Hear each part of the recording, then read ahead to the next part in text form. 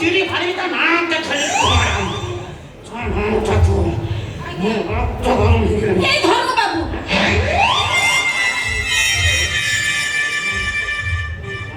ଆଜ୍ଞା ମୁଁ ଏଠୁ ଗଲା ପରେ କିଛି ଦିନ ପରେ ମୋ ଘରେ ଯାଇ ପହଞ୍ଚିଲେ ମତେ 1 ଲକ୍ଷ ଟଙ୍କାର ଚେକ୍ ଦେଲେ ମତେ କହିଲେ ମ୍ୟାଡାମ ଆପଣଙ୍କର ଗୋଟେ ଫଟୋ ଦିଅ ଆମ ଫେସବୁକ୍ ଆଇଡିରେ ପୋଷ୍ଟ ହବ ତମେ କଣ କର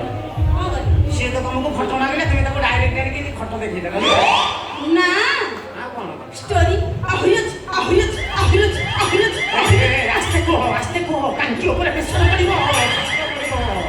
ଆଜ୍ଞା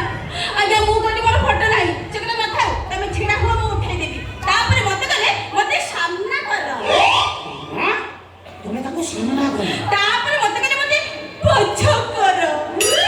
ତମେ ପଛ ବି କର ତାପରେ ମୋ ପଛ ଆଡୁ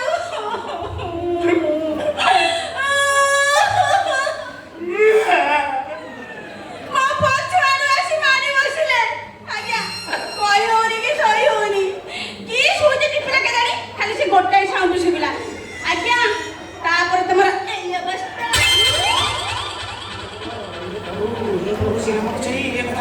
ଶୁଣି ପାରୁନି ଆଉ ଟିକେ ମେସିନ୍ ଲଗେଇ ଦେଇଛି ରେ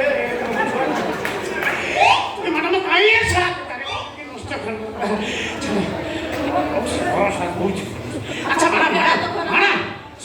ହାତ ହେଲା ଝୁବ ହେଇକି ଚାଲ ମୁଁ ତା ଆଡ଼େ କଷ ରହୁଛି ସେ ଯୋଉ ଚେକ୍ରେ ଟଙ୍କା ହେଉଛି ଯୋଉ ଟଙ୍କା ହେ ନାରୁ ଭୁଲା ମଣିଷଟା ବି ମୁଁ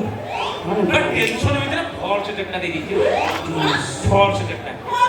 ହଁ ଶୁଣ ତମେ ଗୋଟେ କାମ କର ଏଠି କଥା ହଉଥାଉ ଅରିଜିନାଲ ଚେକଟା ମୁଁ ଟେବୁଲ ଉପରେ ଥୋଇଛି ଖାଲି ଯିବା ଆସିବା ଯେତିକି ସମୟ ମ୍ୟାଡ଼ାମ ତମେ କଥା ଗୋଟେ କାମ କର ଆମେ ଟିକେ ଝିଅ ଆରେ ସେ ଦଉଥାଏ